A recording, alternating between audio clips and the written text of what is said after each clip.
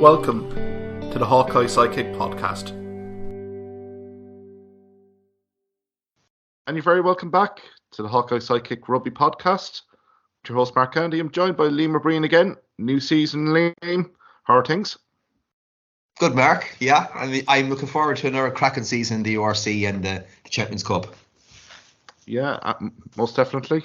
Thanks to everyone who's sent in well wishes throughout last season. Back with a vengeance. I suppose what we're going to focus on tonight, Munster Rugby, very much in transition, Liam. There's been a few side stories in the last few weeks. We'll review them. We'll also look at the Emerging Ireland tour. Is it a good or a bad idea? Ahead of their opening tour game against Griquas in Bloemfontein on Friday afternoon. We'll also look at the URC. Take a few early picks. I suppose Munster playing Zebri in Musgrave Park on Saturday night. But there's a key game in the Kingsplan tomorrow, Friday, when Leinster travel to Ulster. So we'll have a look at a few of those games. So I suppose, Liam, first, we'll talk about our beloved Munster Rugby. It's been, to say, a difficult season would be an understatement so far. Two very underwhelming performances in Wales against Cardiff Blues and Dragons. What's been your overall impression of the team management, but I suppose the team performances more importantly? Yeah, I don't know if you're worried about it, Mark, but I'm really, really worried. Because essentially, look, at the very start, we have two bankers of games. You would have had them as bankers to win it, even though they were away, Cardiff and Dragons.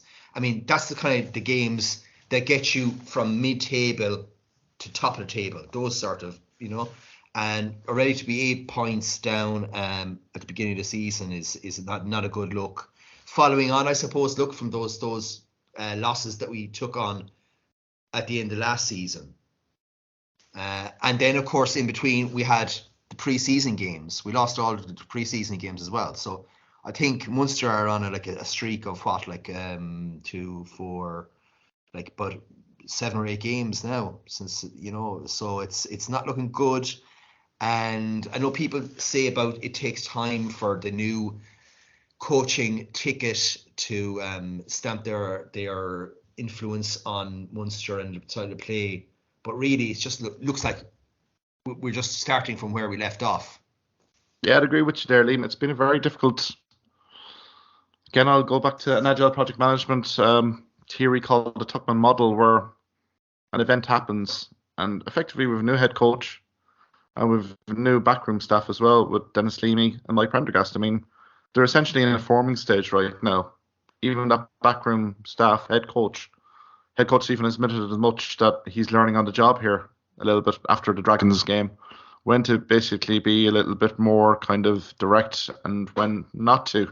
So I think from that perspective, fair enough. But I think the player kind of psychology here a little bit, particularly that Dragons game last weekend, it really was a catalogue of malfunctions. Now, again, a few of the Irish Test match players from the summer have been rushed back, I think a little bit, but it was an awful lot of cohesion issues throughout the boards. I mean, some of these stats for Munster Rugby. Now, we can say about the Cardiff Blues game, Cardiff had a fully stacked team with Toby Falatel, Liam Williams was on for a little bit, Josh Adams. I think Cardiff Blues thoroughly deserved that game. But against the Dragons, after what the Dragons encountered in their opening day, Dean Ryan save our season press conference, you thought they were a little bit vulnerable, the Dragons' Rodney Parade. But some of the stats here, Liam, make for very sorry reading for Munster. I mean, Dragons gained 422 metres on the ground. Munster turned over the ball 16 times. Munster missed 31 tackles. The penalty count was 2-1 for Munster here. And to be fair, tackles made, Dragons made 153 versus 131. Passes 168 for Munster, 148 for Dragons. Really kind of tells you to tell the tape here that on both sides of the ball here, Liam, even from a discipline perspective, even basic skill set execution, it just wasn't there in Rodney Parade. And hopefully there's been an awful lot of soul searching in the University of Limerick this week from the Munster team and backroom staff to rectify stuff ahead of the Zebri match. Yeah. Hopefully on the Monday they got a right shellacking because it's deserving. I mean, look. In this game we played for 5 minutes from the 35th to the 40th minute, and we accumulated 14 points to go 17-15 in a half time. It was completely against run of play. It was a shocking first half performance there, and in every way, in terms of the breakdown, line out, scrum, defence, offence, you know. I mean, there's nothing to take from that game. There's nothing to take from that first half even, you know. And we went in positively, I guess, at half time, just up, and the second half again, nothing. Didn't fire a shot like in the second half. And the Dragons are a pretty average side. That's the thing about it, like, you know. As you said, as you pointed out, Cardiff have a bit of quality about themselves, you know. But defensively, again, we were all over the shop against Cardiff, and you'd have to say the same here. Like, you know, they had so much breaks. Honestly, I mean, it's always because they were such an average side that they just didn't finish us off, quite frankly, you know, when they should have in the second half. Oh, completely agree. I mean, we're keeping the Dragons RFC, literally the points were taking over here at a regular rate from JJ Hanrahan. We had a decent game overall for the Dragons, you know, 9 to 15th minute, 22nd minute, 26, like 3, 6, 9, 12. I mean, where are you going here from Munster? You know, infringements in the breakdown, not rolling away, offside. I mean, for the referee, he's getting early impressions here. He's getting early images of Munster being indisciplined. And it continued throughout the game. And I thought, as you say yourself, Liam, given the possession count that the Dragons had second half, better teams would have finished Munster off long before Dyer's try. And probably we can get to that as well. I mean, you know, the Healy Archer tries, as you say, I thought well worked. It was probably the only time that Munster really got front foot ball, essentially, and that was after Dyer's kind of yellow card on 35 minutes that we were able to express ourselves. But that Dyer try, excuse the pun, it was Dyer from Munster defensively, wasn't it? Yeah, it was. But I mean, like, again, it was the two guys. It was definitely Fekitoa and O'Mahony together, you know. It should have been one up, one tackle down. Very, very simple, like, you know. And quite frankly, any sort of grabbing a hold of your man would have stopped him, you know. But it was dire to see. And the thing was, again, in spite of all the Dragons' play, that Dyer try was what broke us, and we had so much errors, particularly around the 60th to the 70th minute, that we were still, you know, one kick or one shy away from winning the game. So that kind of sticks in the craw. And then to see O'Mahony, but normally I agree with him when he's barracking players and the ref, but like, it was almost as if he was frustrated, quite frankly, with the way Munster were. He was trying to get something going, and just overall, no player stood out for Munster, that's for sure. Yeah, I mean, the Dragons overall had 61% of territory. I think that really tells you an awful lot here, Liam, about the physicality, the gain line battle. Dragons, we should have expected a feedback. And to be perfectly honest, Munster, I've never really seen Munster really express themselves too well over in Rodney Parade. It's usually in February, March, on a very wet and miserable day. There are no excuses here for this performance, Liam. I mean, there was a slight breeze, but again, pristine conditions from a Rodney Parade perspective. And to be perfectly fair, the missed tackle count 31, but as you say, from minute 60, like JJ still kept us in this game. I mean, there was a few penalty conversions missed. We had a few opportunities into Dragons half late on. We just needed a little bit of composure. Pack basically dominating here in terms of good go forward ball. Never really seemed to materialise, and it seemed like the ball carrier was very vulnerable for Munster throughout. That breakdown work that was really exposed by a very outstanding Cardiff Blues team in week one. Dragons obviously saw the video analysis here. Basham, Moriarty, I thought were very kind of clinical at key times here to, you know, secure turnover ball at critical times. But our handling as well, Liam, I lost count really in the last quarter of passes not going to hand, attacking moves, guys literally not in the same wavelength in terms of attacking lines. Just real basic stuff that you'd hope you'd be training a little bit more from a University of Limerick perspective. It was just all very disappointing from a Munster Rugby perspective. Yeah, it was. I mean, like, you know, we had, I suppose, you know, Fekitoa with an arm for a high tackle, and then we had the likes of Haley with a forward pass when when there was a try scoring opportunity on, Massive. It's a killer. Yeah, those sort of errors, those niggly sort of errors that creep in. And maybe it's a bit of Munster trying to force the play, but it just didn't work out. Yeah, pretty much. I mean, there's been a cost to Munster in this game, particularly Keith Earls had to retire early with the hamstring injury. Liam Coombs came on. Jan Klein basically went off early as well. You'd had Ty Byrne probably not expecting to take as many minutes as he did, And to be fair, it has been a kind of a gradual kind of process here from Munster of trying to bed the Test match players from the Ireland New Zealand tour back. And to be fair, wouldn't criticise the senior players really. I think this is where the squad players really had to stand up and deliver here. This was a tricky tie, particularly in the last 20 minutes when the game was in balance. Just didn't get the sense here from a leadership perspective, particularly within the squad, the internal squad, these non-Irish capped players. Nobody really took this game by the scruff of the neck from Munster, which is a very disappointing attribute, I would say, kind of going forward for the rest of the season. Yeah. I mean, it is true. It's kind of like, to be fair, coming back, O'Mahony and Byrne, the likes of them, first game back, this emerging Ireland thing, I'd say, came on a few weeks ago. They definitely were like 3 or 4 games away from making their season debuts. There's no doubt about that. And suddenly they're forced into it. But I kind of noticed that the Dragons had a very good line speed, and teams that have good line speeds and come up, Munster just have no answer to it, really. That's quite worrying.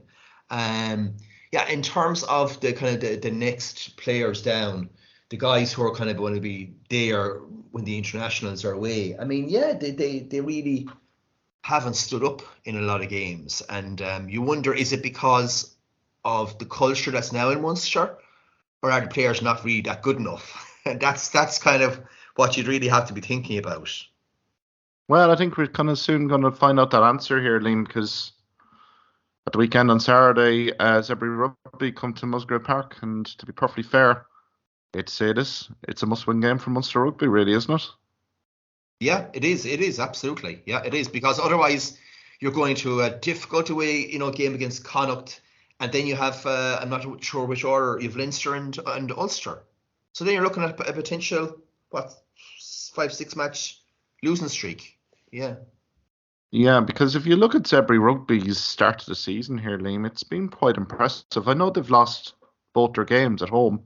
Leinster Rugby, I thought they ran Leinster Rugby very close. And then last weekend against the Sharks, again, another narrow miss for them. And they're scoring quite heavy here. They scored 29 against Leinster on round 1, 37 against the Sharks. Granted, they leaked 42. They have a massive pack here, Liam, which will be a very intriguing aspect here. How do our front five basically respond to last weekend? A pack of 922 kg is coming to Cork at the weekend.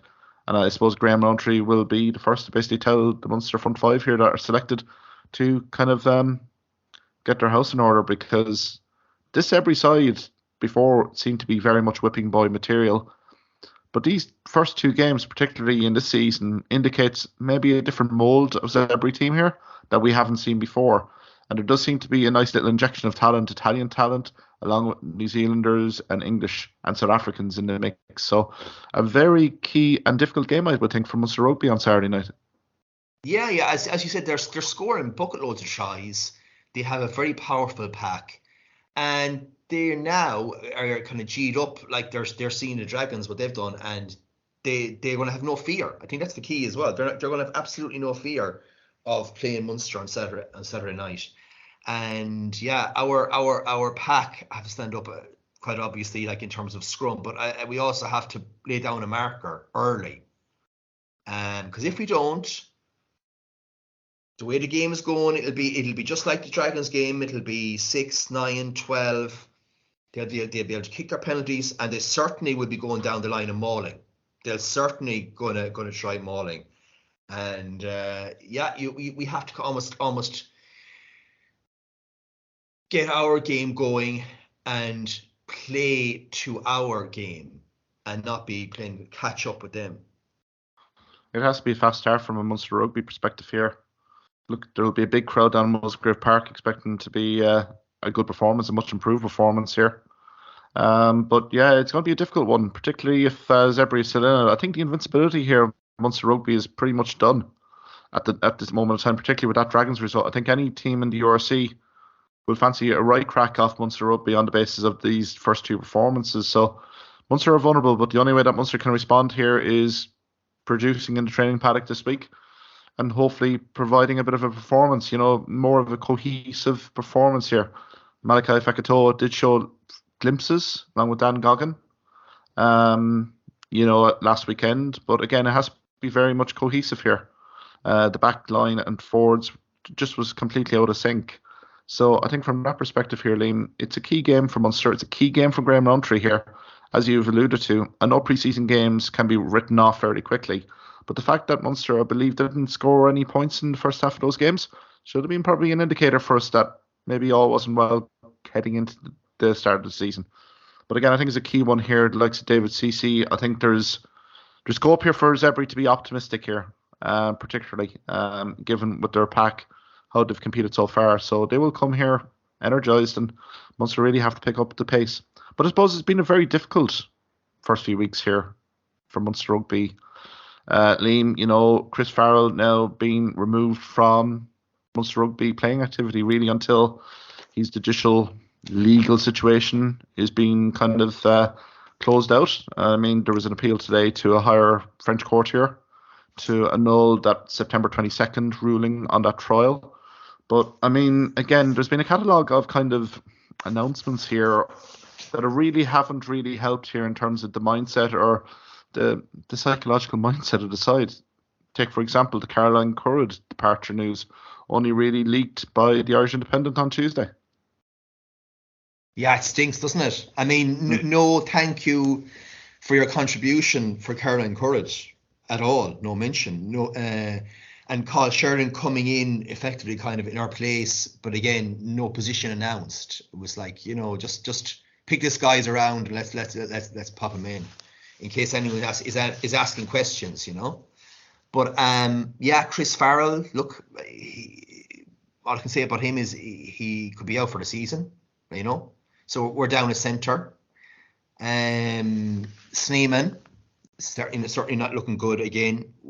We could be out without him so effectively we have two professional players down already. And I think the psychological almost damage that is in the squad is going to be hard to repair. Like, to be honest about it, I would get like a medicine man or shaman and I would like do a cleansing ceremony or whatever, whether you believe it or not, because the vibes are just not good, within that squad.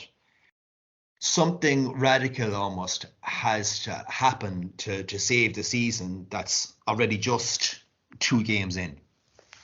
I think you've touched upon it. The fixture list right now, no disrespect to the Dragons particularly, I think Cardiff Blues we do a rate particularly. We've felt even last season that they're one of the pick of the Welsh regions, but the Dragons game you would think would have been kind of a certain 4 or 5 pointer. The fact that they're 8 points behind Ulster and Leinster in this URC standings. You see the South African teams competitive. Edinburgh, Glasgow are up there. The fact of the matter here, Liam, is going into the November Test match series, Munster could be well and truly out of touch here, which means no Heineken Cup, no revenues for the following year. We can talk about Páirc Uí Chaoimh all we want in terms of South Africa, all sold out. The fact is, there could be prospects of travelling over to Siberia the season after next and a Challenge Cup. That could be the reality of the situation here for Munster Rugby. But I suppose going back to the Caroline Currid news, I just had Axel Foley in my head when he mentioned about Tyler Bredenthal and, looking after your own, as if they were one of your family. And the fact that there was no acknowledgement, there's no press release. You go onto the Munster website and you look at the coaching staff. There's nothing to do with a performance psychology person anywhere.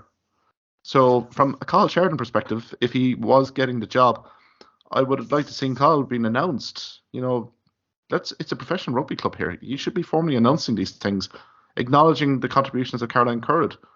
She stepped away at the back end of last season, at the end of the season, obviously, but should have been acknowledged for it. I've struggled to see where there's a press release there.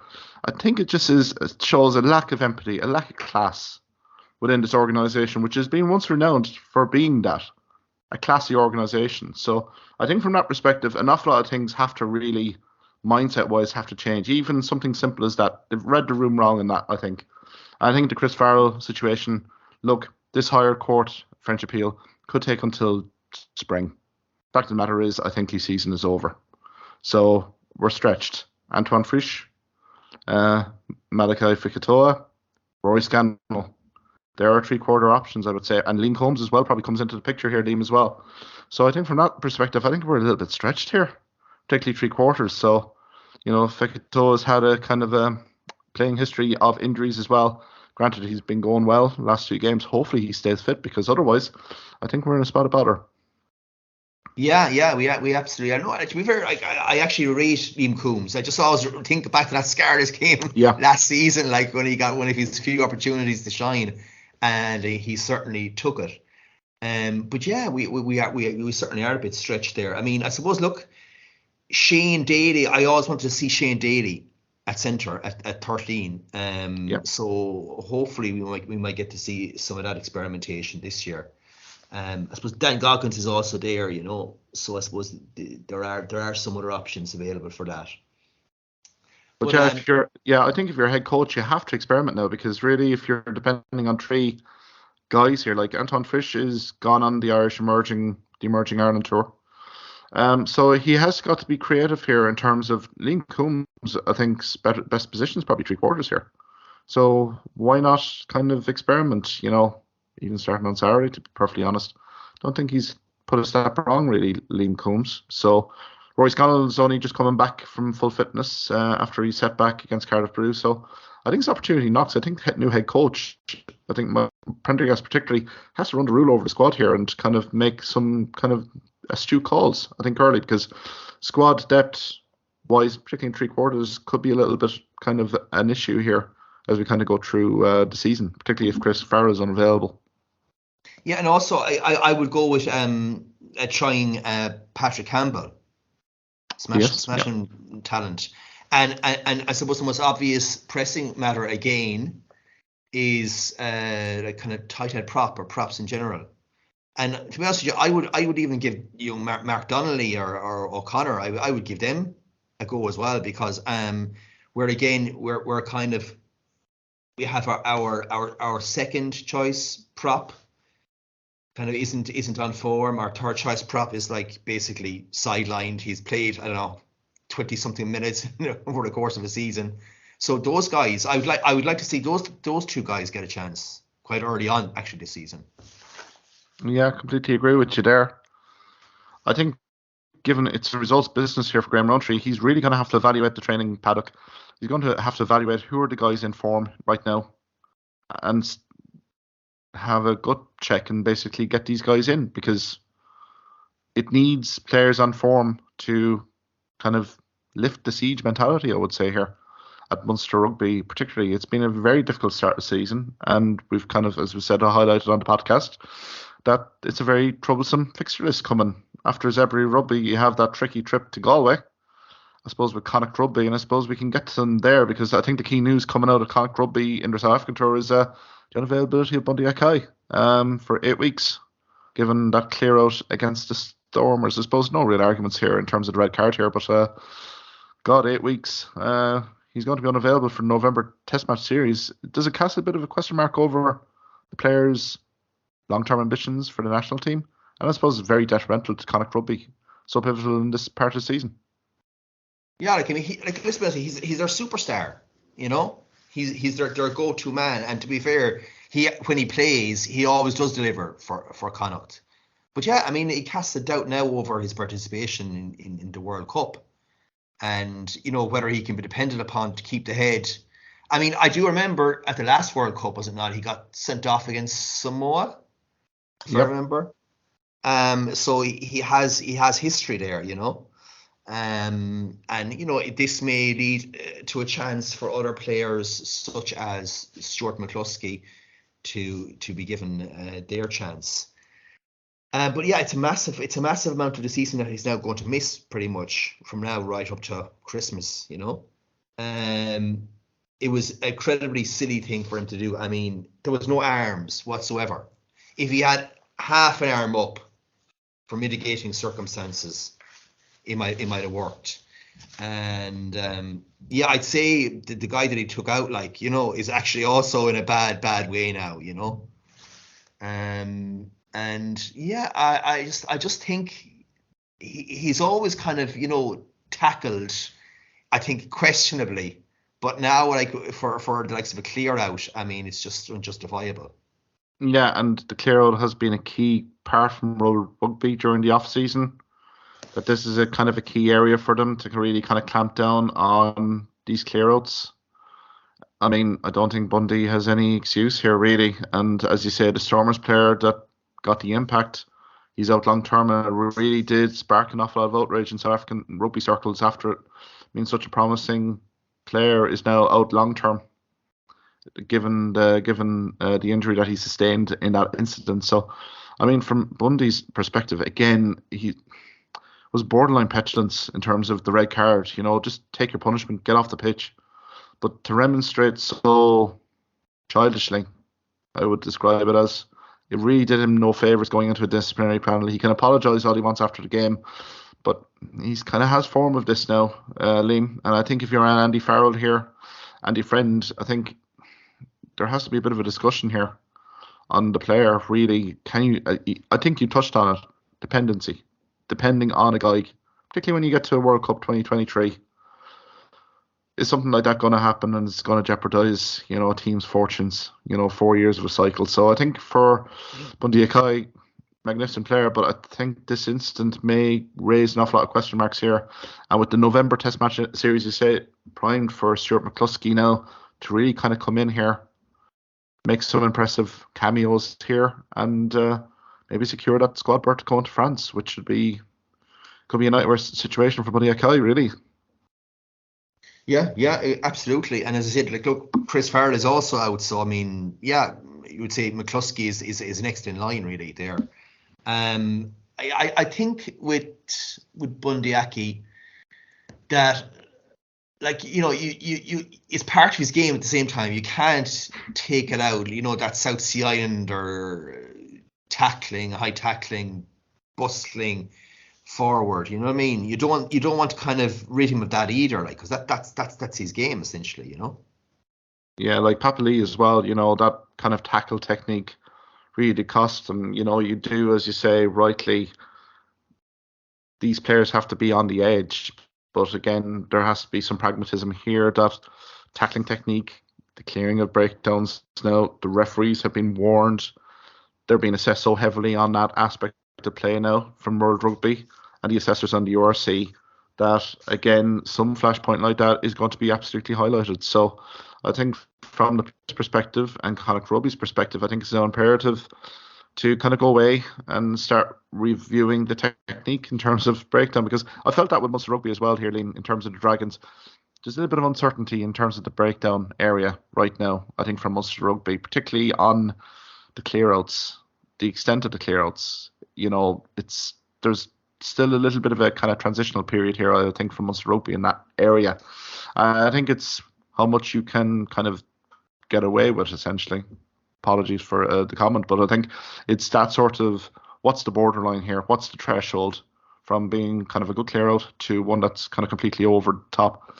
So I think it's that kind of, and that's not just Munster Rugby. I think it's quite a few teams as well have had teething problems, particularly in the breakdown. So yeah, but I think for the player itself, 8 weeks is just, for such a compressed fixture list, some key games here that he's going to be missing here, Liam. So again, hopefully he doesn't come back to haunt the player, but it's kind of capped kind of a, again, I thought Connacht did pretty decent in Stellenbosch against the Stormers, kept in the game. There's some good opportunities they spurned as well, but again, you can't really kind of expect much more of a full-time score when a player of that magnitude gets sent off in the second half. So yeah, hopefully lessons have been learned from Connacht Rugby perspective here. Yeah, and of course, it's no coincidence that basically Connacht collapsed after he was gone, and that the Stormers got the bonus point. You know what I mean? It is all related. Do you know what I mean? It's not just his terrible clear out, but the fact that he cost them the game, you could nearly say. Yeah, like even first half, they did have opportunities, really, Liam. They were very competitive, I thought. They had a few good opportunities straight in front of the Stormers' post. I remember Dennis Buckley, ball being knocked away, kind of that could have been a decisive moment. So they did have their chances here, Liam. But again, it's been a tough start for Connacht Rugby as well. Like, they prop up the table along with Munster Rugby now, and I suppose it doesn't get much easier tomorrow, like they're facing the Bulls tomorrow. So hopefully it goes better for Connacht Rugby, because they need a performance and they need a few points on the board. I suppose, Liam, we can probably look to the marquee game of round 3 in the Kingspan. Ulster Rugby, Leinster Rugby, and by all accounts, both teams are fully stacked. What are you expecting from the game on Friday night? Oh, brilliant! Yeah, look, this just so much to look forward to. You know, I'm looking forward, I have to say, to seeing how John Cooney goes again. Who, to me, like, their 5-star performance, and a guy who I think just has to be looked at. He just has to be looked at over the course of the next year for Ireland. I mean, in World Cup year, every country who has players actually available, they should look at selecting them and trying them out. I suppose I'm looking forward to the scrum battle, because the Ulster have some very good scrummaging props, who are like probably next in line really for Ireland. So I that's going to be key, and of course the breakdown, where you could see Leinster really, like, at times making hay. I mean, the thing is that what intrigues me is we're so early in the season and the teams are front loaded, they're fully loaded, because I guess of the emergent trip, all those guys. So it'll be interesting to see what Ulster can bring, because so early in the season, it's such a great test for them at home. Yeah, it's an early season marker, isn't it, Liam, for both sides to see where they are. I mean, Leinster, they had a kind of a close enough-ish win in Italy against Ebri, but then they backed it up with a very convincing win against Benetton, who in the opening day of the season did absolutely destroy Glasgow Warriors in Italy in the opening round. So, I mean, mission accomplished. Same with Ulster. Ulster have been scoring phenomenally heavy. With their win against Connacht, they put 50-plus points against the Scarlets round 2. But again, this is where teams are really going to really know where they are. And as I said, I'm very fascinated in terms of that front 5 battle. Particularly, you have Rob Herring, Tom O'Toole, Alan O'Connor, Kieran Treadwell. And then you have the likes of Andrew Porter, Dan Sheehan, Michael Alatoa, Ross Maloney, and Jason Jenkins. Our friend Jason Jenkins, he's been playing out of his skin for Leinster since the start of the season. Why haven't we seen that again from Munster? That's a different story altogether. But the fact of the matter is, that's going to be an intriguing battle for me, because Jenkins has been playing outstandingly well for Munster, or for Ulster, or Leinster. I'll have to cut that out. But yeah, I think the backline battle as well will be fascinating. Mike Lowry as well against Jimmy O'Brien, the fullback battle. Hopefully the weather doesn't kind of put a dampener on it here, Liam, that it's kind of, dry enough conditions for two teams that are well capable of creating space out wide to really impose themselves on the game. I think it's going to be one of the set piece games of the season for the URC. Yeah, absolutely. I think so too. And I think it's going to be quite a high scoring game, Both teams have been absolutely like running the try so far. And of course, like Dan Sheehan as well, after his 4-try salvo last week as well, is going to be powerfully carrying as well, I reckon. Yeah, and again, the Sus bench here, a certain Johnny Sexton reappears on the bench.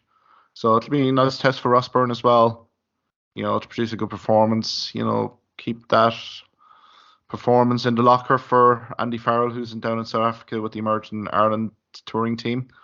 But again, Johnny Sexton's there, Nick McCarthy, Will Connors, James Ryan, Abeladze, Ed Byrne, Roland Kelleher. Again, it's a very strong bench, And then you consider Ulster as well, have likes of Angus Curtis, Dave Shanahan, Ben Moxham, Greg Jones, Sam Carter, Marty Moore, Eric O'Sullivan, and John Andrews. So again, fighting fire with fire here. So I'm with you here. I think it could be a very good game in terms of for the neutral. I think there could be plenty of tries here, and I'll be very interested to see how McCluskey goes. Great to see Jacob Stockdale back as well. Liam, he's been out for quite a long time. That'd be such an added bonus for the Ireland squad as well, heading into World Cup year. If he's fully fit, another back three option here to really kind of challenge the squad depth chart. But who do you have for this one, Liam? Yeah, I'm just going to go because of the feel good factor, the buzz that's around Ravenhill these times. Ulster by 6 points. Oh wow, okay, yeah, because looking at the form, I think this is a key one for Ulster. I think they really have to set their stall out this season to be contenders. They were so close against the Stormers in the playoffs last season. And, to be fair to Ulster, I think Leinster may just nick this, but it could be very late in the day. I think maybe a 2-3 point win for Leinster, but I think Ulster are going to show an awful lot of good capabilities here. I think the difference might be coming off the bench, particularly in that last 10-15 minutes. But I think it's all set to be an absolute firecracker. Liam, we might kind of switch away from the URC here. Look at the emerging Irish tour. Good or bad idea from your perspective? Oh, look, I'd have to say bad at this stage. I mean, if there was one thing I was looking at, it was probably like fly half, and the fact that Frawley got injured, and that was like something we were really looking at. And just in terms of the fact that here we are, the URC is starting up. And all the young players who would get a chance to play at a really good level are away. I would question the quality of the Griquas and Pumas and Cheetahs even. I mean, certainly it's a step up from the AIL Division 1A, but I don't know how further up it is as a level. So in that instance, I'm questioning, I suppose, the quality of the opposition, and because of that, how much can you learn about the quality of the players that we are going to have? Yeah, I suppose I'll go for the pro, why they're going. I think it's 3 teams that are very fascinatingly different in their playing styles. Like the Griquas will be very unorthodox, I would say, in their kind of game plan, very pack intensive, but do play off the cuff an awful lot. So I know that's Friday, 12:45. It's streaming on irishrugby.ie for anyone who wants to see the game. But then you have the likes of Pumas and Cheetahs. I think the Cheetahs, for me, need to be in the URC. Pure and simple. I think they're still a team that are very competitive, along with the Bulls. I think they're the team here in this tour that you're going to have to evaluate guys on. Pumas, I don't really know much about, to be perfectly fair, but I think Cheetahs we've seen in the past in terms of the rugby in the URC or Pro 14, that they have provided stern opposition for Irish teams, particularly in Bloemfontein. So I think from that perspective, it'll be a good experience for the guys that are out there. I know I'm disappointed not to see Kieran Frawley out there, but again, we see opportunities for like Crowley, Nathan Doak, Robert Balacone, even Shane Daly here, who's been on the fringes here. Maybe he gets a bit of an opportunity in 3/4 here in one of the games. Like Joe McCarthy here, I think is massive. He has plenty of time here to impress likes of Andy Farrell and Mike Catt and Simon Easterby. My God, guys like that. There could be a few bolters coming out of this group here that have really toured very well, that the head coach and the coaches will know and get to know very well. I wouldn't be all surprised if there's 2 or 3 here from this squad that do kind of get opportunities. I'm even looking at Sout's bench here tomorrow, Liam. Roman Salanoa is on the Sout's bench for Ireland tomorrow. Anton Frisch is on the Sout's bench tomorrow. So again, they're being literally blooded in fairly quick to kind of evaluate them. So I think we need to run the rule over like the Salanoa, Frisch, the likes of, great to see Jake Flannery there, John Hotnett, Michael MacDonald, Michael Millen, Dermot Barron. So I think from that perspective, Max Deegan as well, another one of these guys that if injuries do happen to key back row personnel, likes of a Max Deegan, Scott Penny or David McCann could actually come in late. So I mean, this is a tour where these guys have to really put the head down, really impress. And I think this will be credit in the bank for an awful lot of these players if they do impress in this tour in the next week or so. Yeah, I mean, you're mentioning there Scott Penny, who for me is like, for Ireland, he's like definitely third choice open side by far and away. Like he's, you know what I Yeah. mean? He's a smashing player. Interesting years about Antoine Frisch. He's really been fast tracked. Into whether you could look at it as emerging Ireland or Ireland A. He is certainly a player of all talent too, I'd have to say. And yeah, Salanoa. I mean, if Salanoa just keeps his fitness, he can do anything on a rugby pitch. There's no doubt about that. Yeah, I think with Talanoa, we were having a few doubts about him, particularly the fitness side of things, but he's had a good preseason. Some of the cameos have been pretty decent preseason. So again, he's on tour here with the Emerging Ireland tour here from South Africa. He's going to grow as a player here as well, given the expert coaching he's going to be getting here. So I think with like Fogarty coaching him, the sky's the limit here for Talanoa. Like I always continue to look back at those white high school tapes of Roman Salanoa when he was in American football. His power and pace for a big guy is phenomenal.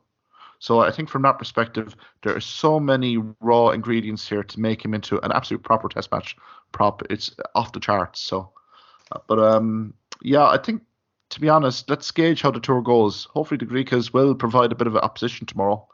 But as I said, I think the Cheetahs will be the pinnacle.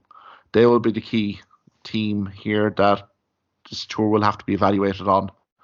And hopefully we get to see kind of a few guys here emerge with credit. Jamie Osborne at 13 and Stuart Moore at 12-13 tomorrow. I think that's a very exciting combination. Plenty of pace and plenty of skill set there for the likes of Calvin Nash, Robert Ballacone and Shane Daly to really express themselves tomorrow. So I think to be fair here, Liam, I'm excited about that tour. I was a bit apprehensive there when I heard likes of Frawley, but the more I see it now, when are some of these guys going to get an opportunity to really stake a claim for an Irish training squad?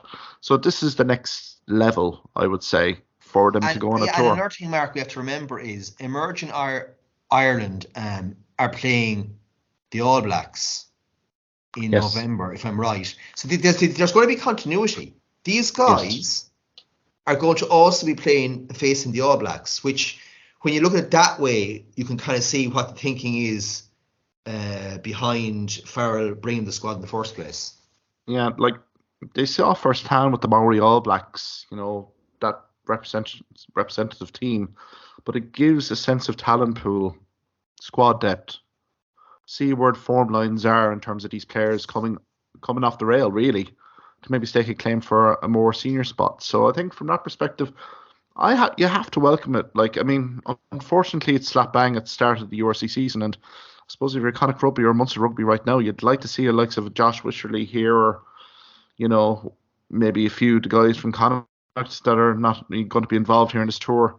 I mean, to be available, but I suppose when do you provide an opportunity for these sort of guys who are looking to make that big impact onto the senior squad? So I think we have to embrace it. Hopefully we may see a few bolters from this time next year here, Liam.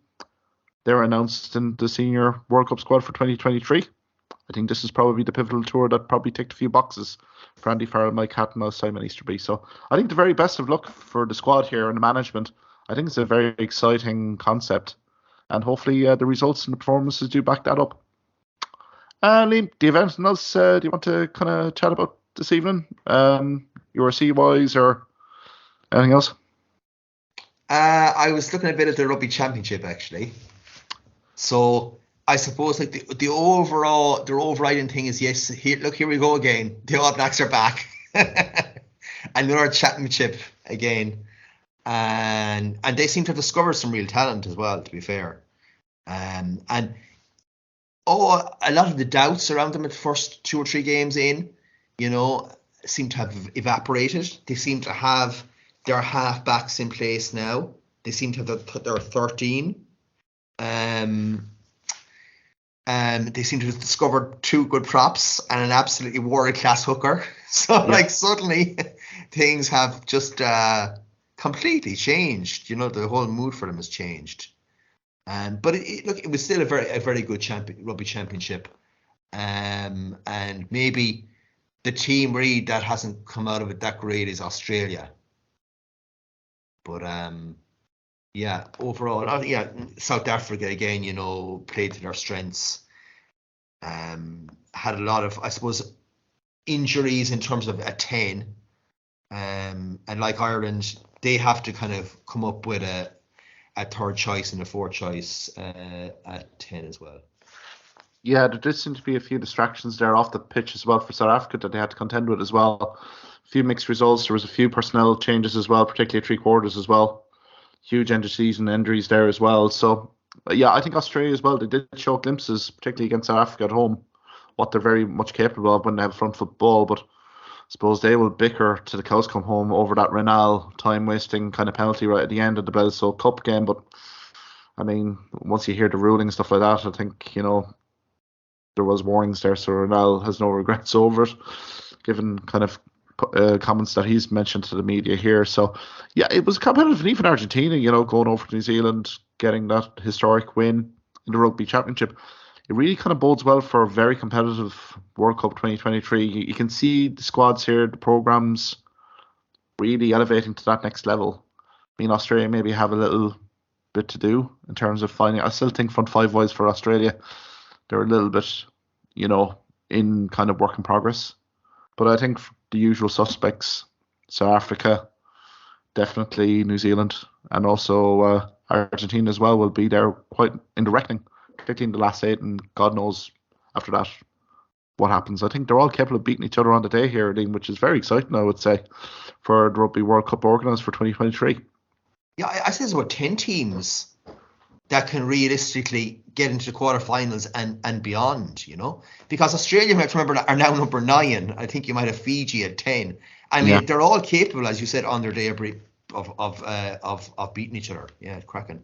No, there's been some cracking games there in Rugby Championship. I mean, we didn't really kind of mention too much about Ireland going out to New Zealand winning that Test series. I mean, huge confidence boost for Ireland. And I mean, Foster's head was probably on the block at that stage. So it's remarkable how a few Test matches later, New Zealand top of the tree in terms of Rugby Championship, and they're kind of looking forward now, looking at some Sky coverage over New Zealand. There was a few kind of frowns and, concern, but I mean, the last few games have been very all-back-esque, very front football, pack dominating, breakdown work, superb, and, linking play superbly well with the back line. So you can see the new coaching additions are kind of making their mark there, but again, there's a November Test Series tour here as well, where people are going to be evaluated again. So it's it'll be interesting. I think there's no real. Is there a real kind of marquee favourite here for the World Cup 2023 right now, Liam?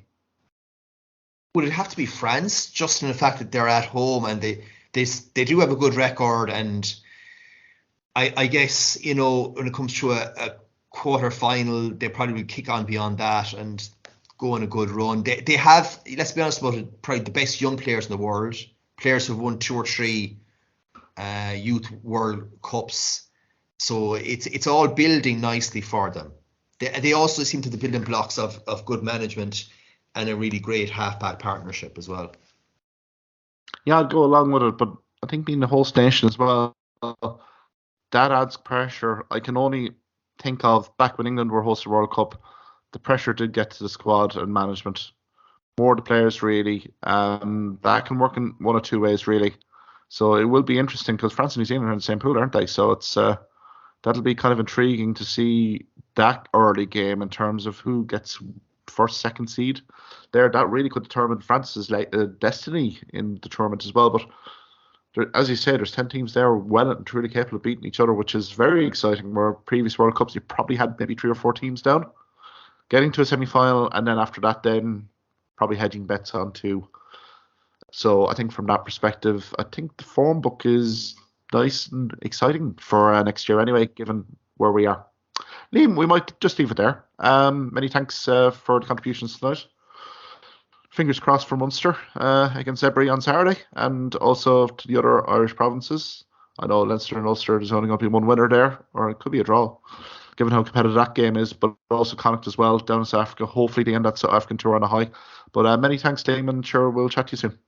Yeah, and hopefully we'll celebrate a good 5-star performance on Saturday. Absolutely. A bit of feistiness back in that Munster pack would be kind of a nice one, Liam. But until then, sure, we'll run the rule over that anyway next week. We'll talk to you then. Cheers, man. Go on. Bye. Thank you for listening to this podcast episode. If you liked what you heard in this podcast, why not subscribe to the Hawkeye Sidekick podcast on either Amazon, Spotify, YouTube or Twitter platforms. You can also follow me at Hawkeye Sidekick on Facebook and Twitter for the latest sporting opinions, articles and reports.